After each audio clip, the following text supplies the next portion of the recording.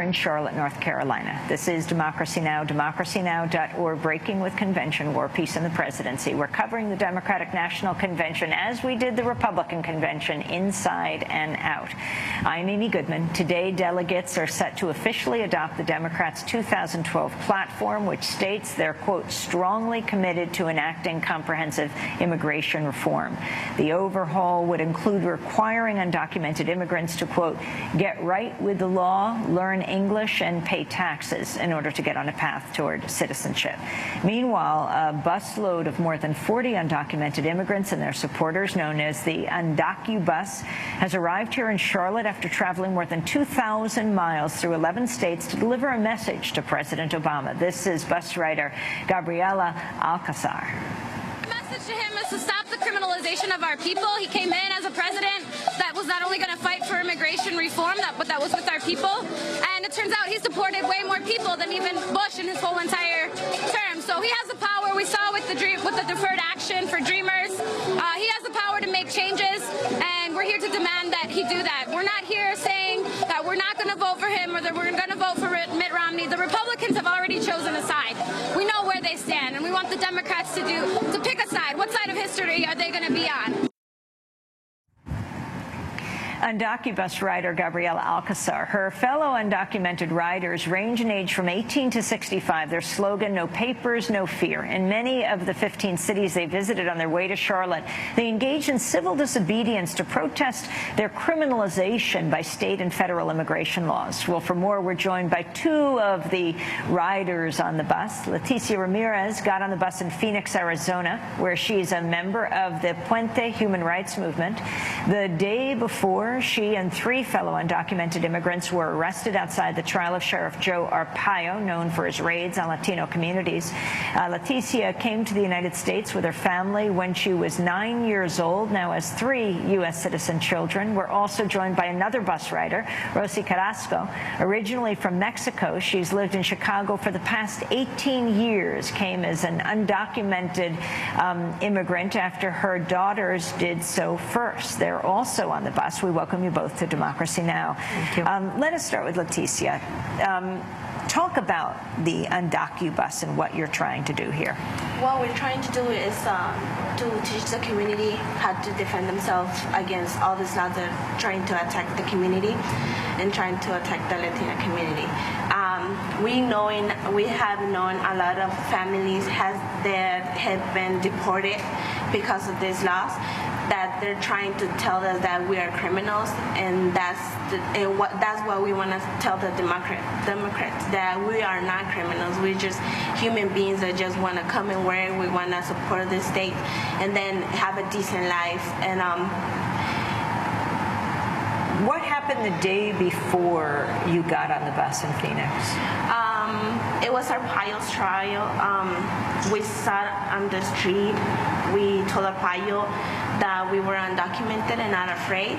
That was the first time that I came out of the shadows, because I think it was time for me to tell the world that I'm not afraid anymore, that I want to defend my community, and I'm proud to be undocumented. I'm not ashamed, because that's what we need, to the community be together and to have that unity.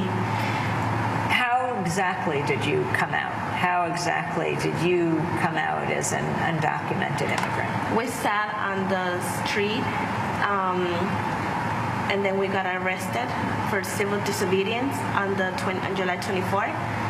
We got arrested when we went to our Arpaio's jail. We definitely told them that we were undocumented, and we proved that what he says, that we are criminals. We proved to him that we are not criminals, because if we were criminals, how come they let us out? Were you concerned if you were arrested you would be deported? Where's your family originally from? From Torreon, Coahuila. And were you concerned you would be deported? I wasn't concerned, because I know that I have my community that was supporting me. I have a lot of people that were giving me how do you call it? Hope that they were gonna help me in case if something happens. And the thing that we're doing in Arizona is that we know our rights. That's what I've been in this movement for 3 years, and that's why I wanted the community to know. If you know your rights, you know English, that's more hope that you won't get deported. If you have, like, I have 3 kids, and I've been living in Arizona for 18 years. I want to turn to Governor Romney. During a Republican primary debate in January, he was asked if he would not deport immigrants, how would he send them home? This was Mitt Romney's response. The answer is self-deportation, which is people decide that they can do better by going home because they can't find work here because they don't have legal documentation to allow them to work here. And so we're not going to round people up. The way that we have in this society is to say, look, people who've come here illegally would, under my plan, be given a transition period and the opportunity during that transition period to work here. But when that transition period was over, they would no longer have the documentation to allow them to work in this country. At that point, they can decide whether to remain or whether to return home and to apply for legal residency in the United States, get in line with everybody else. That's Mitt Romney. Rosi, can you respond to Mitt Romney talking about self-deportation?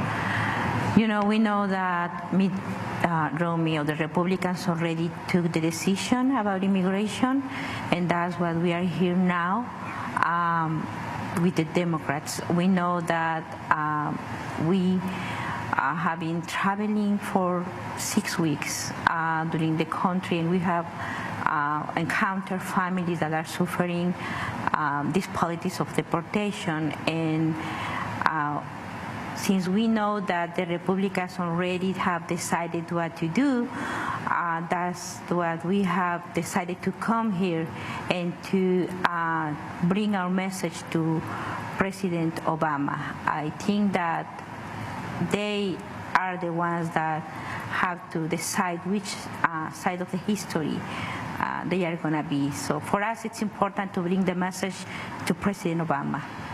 Talk about, Rosi, what the action is you're planning to do today. Well, you know, 2 years ago, the Undocumented Youth started these actions called Coming Out of the Shadows. And they decided that they will no longer be afraid, and they will say publicly that they are undocumented. 2 years ago, my daughters were part of this movement, and my 2 daughters have been part of the civil disobedience actions. And I have learned from them that it's important to be organized.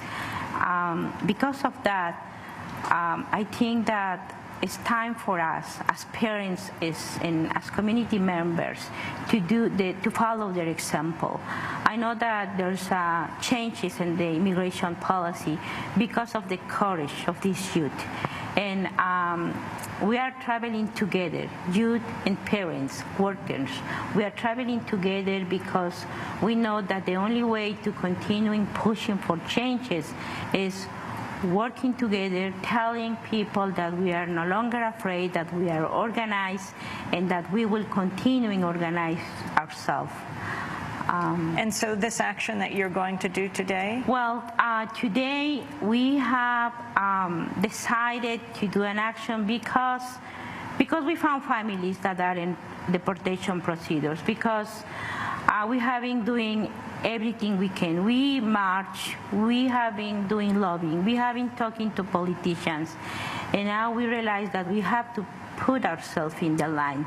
So we have taken the decisions that we will be part of an action, a peaceful civil disobedience action at the doors of the Democratic National Convention. And what we want to say to the President Obama is which side of the history he is going to be.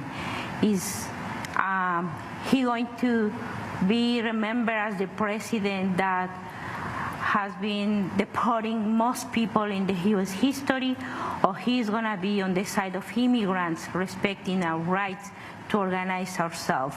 You know, we know that if we are detained by the sheriff, it's up to the sheriff to turn us into immigration. And it will be up to the immigration to start the deportation proceedings. But we wouldn't be in this line if not for the policies of immigration. So for us, that's important. Leticia, as we wrap up, I hear Sheriff Arpaio may be in Charlotte on Wednesday. What are your thoughts about that? And why weren't you protesting in Tampa as well? Because I think that it's important to be here in Charlotte with the Democrats. Because, like Rosi said, we want Obama to decide on what side is he in. We want, if he did something for the students, the community is waiting for him to do something for the community. A lot of families have been separated because of the deportation that he's been doing. So we want him to decide if he wants to be with the community or he wants to be deporting more people every day. And if Arpaio comes here,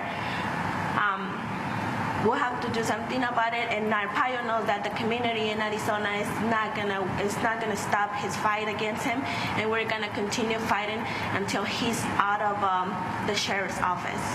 Well, I want to thank you both so much for being with us. Leticia, Ramirez, and Rosi, thank you so much.